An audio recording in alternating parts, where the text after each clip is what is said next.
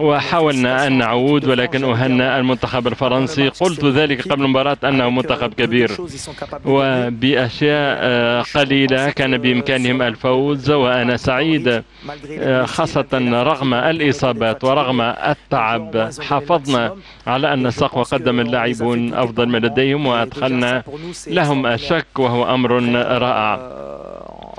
بعد ذلك حتى أسبق على الأسئلة، في مثل هذه المنافسة كأس عالم من أعلى المستوى، أعتقد أن العتبة كانت عالية، ليس على المستوى التكتيكي أو الفني ولكن على المستوى البدني. كان لدينا العديد من اللاعبين المصابين، وكذلك من كانوا جاهزين بنسبة 70 و80%، ومع ذلك وصلنا لنصف النهائي. أولا أهني المنتخب الفرنسي،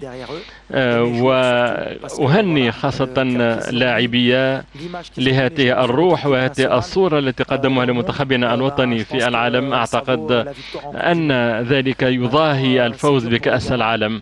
الأمر صعب بالنسبة للشباب لأنهم أرادوا أن يكتبوا التاريخ، ولكن لا يمكن أن نفوز بمنافسة مثل كأس العالم على معجزة. علينا أن نشتغل أكثر حتى نعود أقوى إن شاء الله.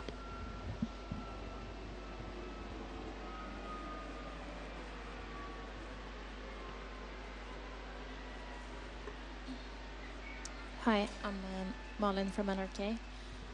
I was wondering, كنت أتساءل، إذا ستلعبون من أجل المركز الثالث، ما هو حماسكم وتحفزكم لهذه المباراة، وهل ستريح أفضل لاعبيك؟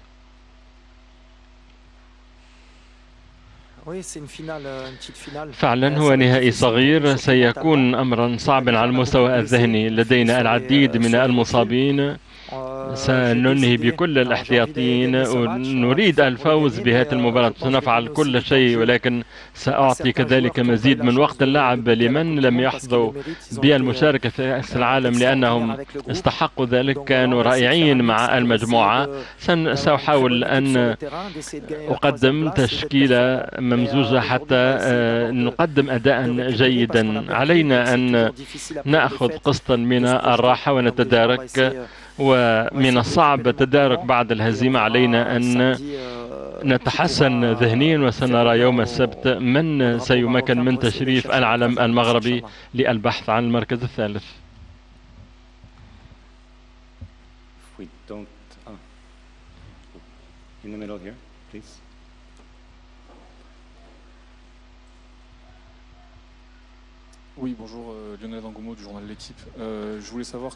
أردت أن أعرف لماذا اتخذتم هذا القرار لوضع سايس في التشكيل ثم اللعب ب5 مدافعين؟ هل كان هنالك شك على مستوى البدني لهذين اللاعبين؟ لا، الأمر ليس كذلك. في آخر دقيقة تم الاختيار، ولم نكن متأكدين إن كان بإمكان رومان أن يلعب، وهو قائدنا ومهم جدا في نظامنا. انتظرنا في الإحماء، وكذلك نايف كان يفترض أن يكون متواجدا، وهو لاعب مهم جدا في دفاعنا.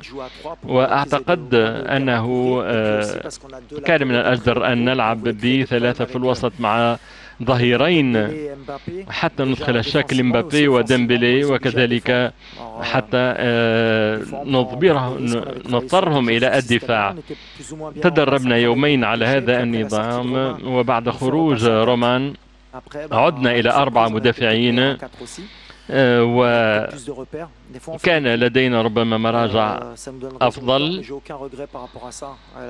وخروج نايف هو الذي أضرنا أكثر، لأنه في آخر دقيقة اضطررنا إلى التغيير، وكل هذه التفاصيل الصغيرة جعلتنا ندخل جيدا في المباراة، ونحن سنستفيد من ذلك. ربما ب5، لو وصلنا ب5 كان بإمكاننا أن نحدث مشاكل أكثر، لكن خروج رومان سايس أثرت، ولكن ليس لدي أي ندم. الفكرة هي كانت أن نريح كذلك سايس في المحور.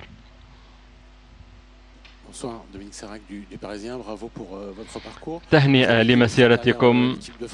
قلتم أنكم ستساندون منتخب فرنسا، كيف ترون هذا النهائي مع الأرجنتين؟ أراه نهائي متوازن، والأرجنتين استعادت الثقة، لديهم ميسي الذي هو في أفضل مستوياتهم، هم يدافعون جيدا، وديدييه قام بعمل جيد، يعرف ما عليه فعله.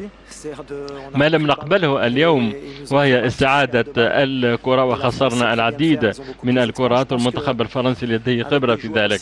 أعتقد أنه بلاعبين سريعين ومع هذا العمق سيكون التنقل من 50 إلى 50 متر. بإمكان فرنسا أن تحقق كأس العالم المرة الثانية على التوالي، وأعتقد أنه البلد الأفضل في رياضة كرة القدم، وأنا أفخر بذلك لأنني نشأت في فرنسا وتعلمت في هذه المدرسة.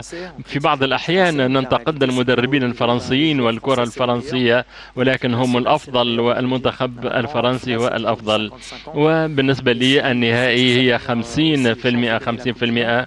آخر فرصة لميسي، ولكن يعجبني كثيرا مبابي وأريد أن يفوز بكأس العالم.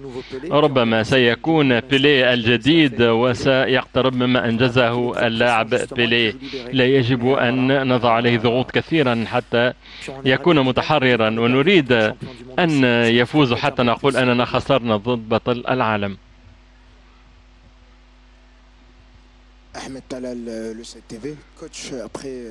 كوتش، بعد هذا الإنجاز التاريخي طيلة هذا المونديال، هل سيكون هدفكم القادم كأس أفريقيا؟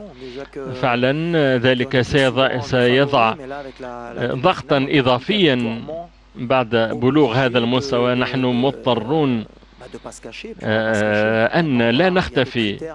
هنالك كذلك معايير أخرى أفريقية مختلفة سينتظروننا، وسيبقى لنا سنة للتأهب لهذه المنافسة، والتجمع القادم سيكون في شهر مارس. وأنا قلت في المرة الأخيرة أنا لدي طموح كبير، وقلت أنني سأرحل إن لم أصل إلى نصف نهائي كأس العالم، ونحن سنذهب للفوز. ولكن هنالك كذلك منتخبات كبيرة في أفريقيا مثل الجزائر ومصر والكوت ديفوار ونيجيريا، كذلك هناك على الأقل 10 منتخبات ستسعى للفوز، وسنذهب مع بعض التواضع ولكن من أجل الفوز. احنا نقول المغرب خسر مباراة، لكن احنا ربحنا فريق نفتخر فيه.